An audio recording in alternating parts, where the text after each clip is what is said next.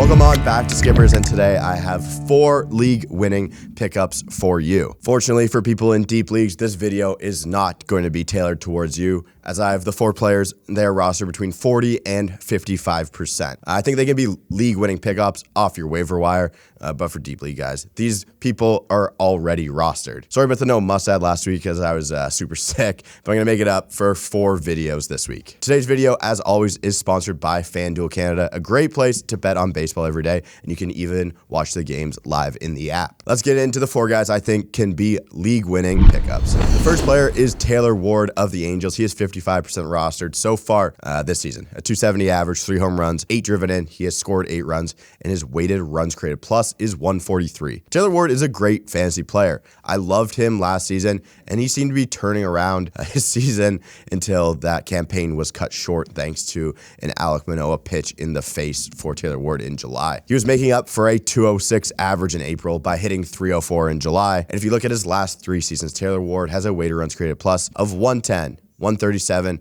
and last season 107, and I think he was going to be even better at the end of last year. All of those, again, above league average. League average is 100. To start this season, Taylor Ward is hitting in the cleanup spot and has played all 9 of his games in left field. He is going to get a ton of runway. I don't think this Angels team is close to legit at all. That's not a hot take to say I don't think they're going to be very good, but he just has the playing time in left field, and he's going to have total runway to do whatever he wants at the plate. Ward is awesome against left-handers, but still has a career weighted runs created plus of 110 against righties. Every day, he's going to play, so don't worry about Taylor Ward. And to begin this season, he is off to a hot start. He is 98th percentile in sweet spot percentage, 91st percentile in barrel percentage, xWOBA, expected batting average, expected slug, all over the 90th percentile, and is running what would be his highest average exit velocity of his career. To this point in the season, he has an uncharacteristically low walk rate of 2.6%, where his career average is 9.3%. I expect him to figure that point out and give you a bigger boost in OBP leagues. When you're a 10% walk rate guy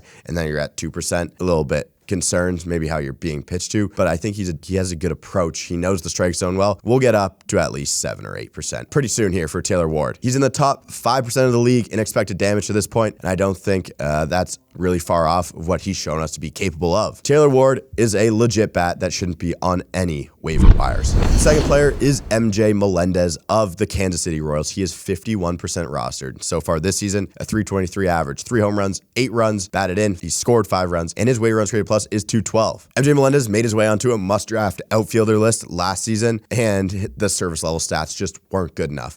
But there's some under the surface things that we should have kept an eye on when we were in the pre-draft process for this season. I looked at him one time. I was like, okay, do I actually want to put MJ Melendez in a video again? Will you guys take me seriously if I did it? So I stayed off of him, but I had looked at these underlying numbers before, and they've showed out pretty well to start this season. In 2022, MJ Melendez was top 7% of the league in walk rate. And then last season, as a 24-year-old, he had top 4% of the league in average exit velocity and top 9% in hard hit rate, while still being over 10% walk rate. MJ Melendez was also in the middle of transitioning from a catcher to an outfielder full-time. 2022, he caught 578 innings compared to just 69 innings in 2023 behind the dish. The expected stats are going to like you more when you hit the ball hard, as MJ Melendez does, and he also ran his lowest ground ball rate at any level. MJ Melendez struggles with swing and miss, and I usually look at that by the zone contact percentage, where Melendez dropped 5 percentage points from 81.6% to 76.1% last season. To start this season, MJ Melendez is over the 90th percentile in xWOBA, xSlug, average exit velocity, barrel percentage, and he is sitting 87th percentile in hard hit rate. Breaking balls have been the thing that have killed MJ Melendez in the past 2 seasons. He hit 187 against them in 2022 and 174 against them in 2023. To this point of the season, he is seeing the highest percentage of fastballs he's ever seen at nearly 62%. I think some pitching coaches and some guys are going to figure that out really, really soon, and the pitch mix is going to change. But for right now, we want him to continue to crush heaters. He runs a great barrel rate, and this could be a full breakout season from MJ Melendez. I believe in the talent. The tools are there. I think he's league-winning upside. We head to the mound for our next player, and that is Nick Lodolo of the Cincinnati Reds. He is 49% rostered. Last season, 2-1, a 6.29 ERA. He pitched pitched 34 innings. He struck out 47 and a whip of 175. Nick Lodolo is about to come off the IL for the Reds, and his roster percentage is far too low, especially with how many pitchers are being injured at this point. Lodolo's issue has been a leg injury, which makes me feel better because you don't want to deal with arm injuries and coming back. He had a stress fracture in his left tibia. I think there's a decent percentage chance that Nick Lodolo is the best pitcher in the Reds rotation, and that says a lot with Hunter Green's huge stuff. They think that Nick Lodolo will be back in their rotation as early as this weekend, and it seems like he'll replace Nick Martinez, 7.2 ERA in his 2 starts. Pitching at Great American Ballpark is no easy task, but Lodolo has shown traits of an elite strikeout guy and has a good ground ball rate around 50% last season. Lodolo had a rough last year, but there's reasons not to be too worried about those numbers. Looking at those numbers from last season, he had a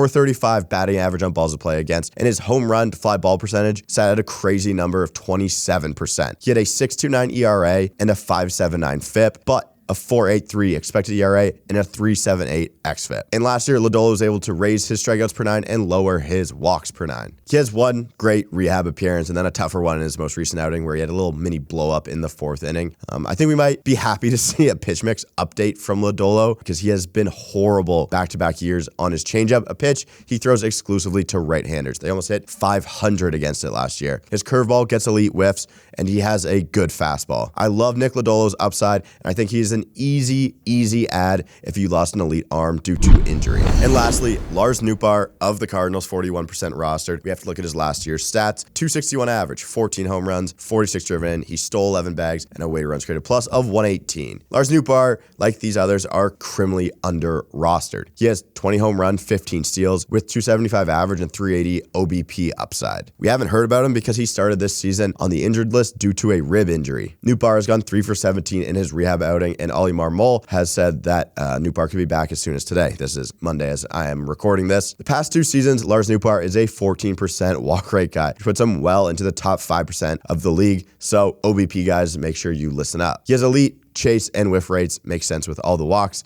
So Lars Nupar makes great swing decisions. We just need him to make more consistent hard contact. Lars Nupar saw a 2-mile-an-hour drop in average exit velocity from 2022 to 2023. 2022, he was top 10% in average exit velocity at 91.7 miles an hour. From 22 to 23, he also dropped his average launch angle by over 3 degrees from 10.7 to 7.2. There is elite contact rates. There just needs to be some more extra base hits in his profile. That's why him and MJ Melendez are opposite players. If you could mesh them together, they'd be one of the best outfielders in baseball. He went to Driveline to rebuild his swing last season, and I still believe they're going to play him every single day. I think Lars Nupar has a ton of upside. That'll show when he gets back into the big leagues. Thank you again, everyone, for watching 4 league-winning pickups. Let me know if you like these 4 players or anyone else you think could be good. Like Garrett Crochet would fit into that, but he was too high roster for this video. I didn't want to go over 60% at all. Appreciate you guys, and I will see you next time.